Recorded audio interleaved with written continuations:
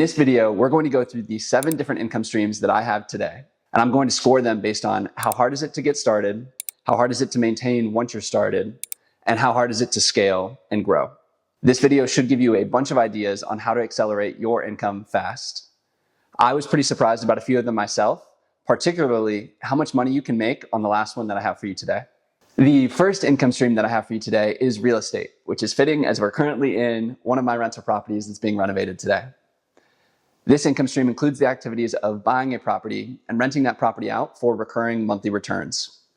This is quite capital intensive upfront and also requires quite a bit of time and research to ensure you're making a solid investment. That's why for startup, I'm going to rate this as a 4 on the difficulty scale. So once you have a good rental property that's giving you good monthly returns, and you've hired a property manager to do most of the day-to-day work for you, there's actually not a ton of additional work you have to do per property per month. So that's why I'm going to score real estate a 2 on the maintenance difficulty scale. Now, as for scale and growth, I'm going to give this one a 3. As based on this article from Investopedia, long-term investments in real estate can perform at or even slightly better than investments in the stock market.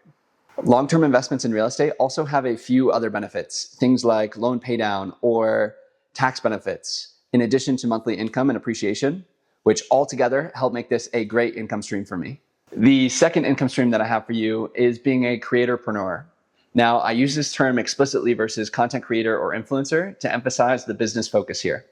So I'm not really talking about the hobby folks, but I'm talking about the income potential that you can have from treating social media, YouTube in particular, like a business.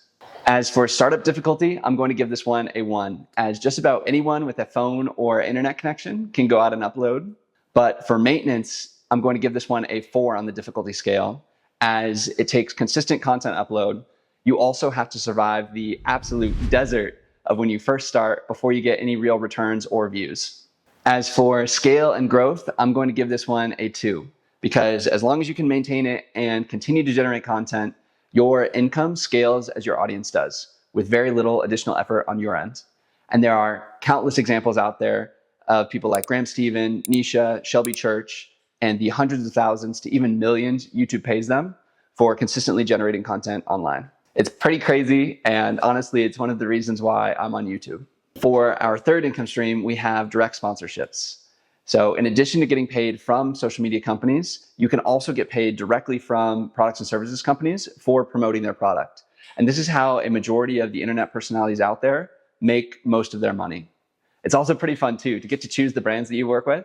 So if you could work with, or you could have any company sponsor you, let me know what that company would be in the comment section below. Mine would maybe be Ferrari or Jeep or some tequila company or YNAB, but let me know.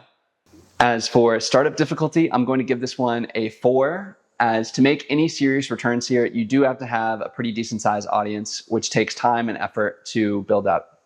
For maintenance, on the other hand, I'm going to score this one a 2, as you only have to spend a little bit of time each month on managing your brand relationships, but it shouldn't be the most time-consuming thing out there. For difficulty to scale and grow, I'm going to give this one a 2, as similar to Creatorpreneur, your income scales with your audience. So as your audience grows over time, so too does your negotiation leverage and your income with brands. My fourth income stream is everyone's favorite, the old 9 to 5. For most folks, this is your traditional source of income, as well as it takes up most of your time. The pros here are income predictability and stability. You also have benefits like retirement plans or health insurance. And lastly, there's just the general sense of purpose that you get from having a job. The downsides, as everyone knows, are the amount of time that you have to invest in this income stream, as well as the fact that your income upside potential is oftentimes capped. For startup difficulty, I'm going to give this one a 2, as US unemployment rates are near 20-year lows, and also being involved in hiring processes myself, I know for a fact that companies are always looking for talented folks. For maintenance, on the other hand, I'm going to give this one a 5, as the typical 9 to 5 does just that. It takes at least 8 hours of your day, 5 days a week to maintain. For difficulty to scale and grow, I'm going to give this one a 4, as apart from annual salary increases, annual bonuses, or changing jobs, most salaried and hourly labor is capped per year. And honestly, that's one of the main reasons I'm making this YouTube video, is to help you find other ways to accelerate your income growth. I have 3 more of my income streams left to share with you guys today. And again, I was most surprised about the last one and how much I actually earn on a monthly basis from. But before we get there, number 5, dividend income. For reference, Investopedia defines dividends as a share of a company's earnings that are paid out to its shareholders as a share of profits. The path that I take here and how I earn dividend income is not through investing in single stocks or high dividend paying stocks, but more so I invest in ETFs, which are exchange traded funds that have ownership in a number of different equities that help me do 2 things. First, it reduces the risk I take on through diversification. It also helps reduce the amount of time and effort that I need to spend up front, making sure I make a solid investment. For difficulty to start up, I'm going to score this one as a 1, as just about anyone with $5 can go buy an ETF and start earning income through dividends. For maintenance, I'm also going to score this one as a 1, as there's very little monthly oversight needed. For example, 10 years ago, I purchased or invested in a dividend paying ETF, and I selected automatic dividend reinvestment, and I've barely looked at that since.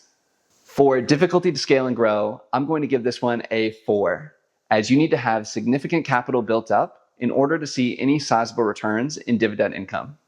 For example, the S&P 500 has an average dividend yield of around 1% to 2%. This means that if you invested $100,000 at the start of the year, you would only have $1,000 to $2,000 in dividend income by the end of the year. My 6th income stream is perhaps the most passive income stream that we will talk about today, and that's the income or interest that I receive from storing my money in a high yield savings account. By definition, a high yield savings account is a bank account with a higher than average interest rate that gets paid out to you each year. For example, Capital One is one of the banks that I use, and currently they have a 4.25% interest rate. This means that if I keep $100,000 in that account throughout the year, I will have earned $4,250 by the end of the year. For difficulty to get started, I'm going to score this one as a 1, as just about anyone can go to a bank and open up a savings account today. For difficulty to maintain, I'm also going to score this one as a 1, as there's very little risk and almost no effort needed to manage your money when it's in a savings account. Similar to dividend income, I'm going to score this one as a 5 on difficulty when it comes to scaling and growing, as you need a significant amount of capital built up before you can realize any real returns or any real income from your high yield savings account. The 7th and final income stream that I'm working on building up right now is affiliate marketing. Investopedia defines affiliate marketing as an advertising model in which a company compensates third-party publishers to generate traffic or leads to the company's products and services. Essentially how this works is if you buy something through an affiliate marketer or affiliate marketing link, you don't pay anything extra. And actually, sometimes you even get a discount for the things you bought. But then the company you bought from will then pay a small thank you fee to the affiliate marketer for helping to drive the purchase. Some of the links in my description are examples of affiliate marketing links. And to get started here, I'm going to rate this as a difficulty of 1 because you really don't need much to get going. You just start sharing referral links for the things that you already buy every day. So for example, for me, I started with my YNAB or my Amex Platinum, which you'll see those in my description below. For difficulty to maintain here, I'm going to score this as a 3, as you do need to continue to upload and continue to share your affiliate referral links in order to continue to generate revenue. For difficulty to scale and grow, I'm going to score this as a 4, as this requires a good sized audience that actually want to buy your products in order to generate sizable returns.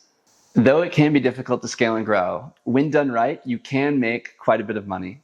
One example is Charlie Chang, who makes over $2.4 million a year, and a good portion of that is actually driven by affiliate marketing. Another example is Gabe Bolt, who started from scratch and within 30 days was able to make something like over $1,000 just from affiliate marketing alone.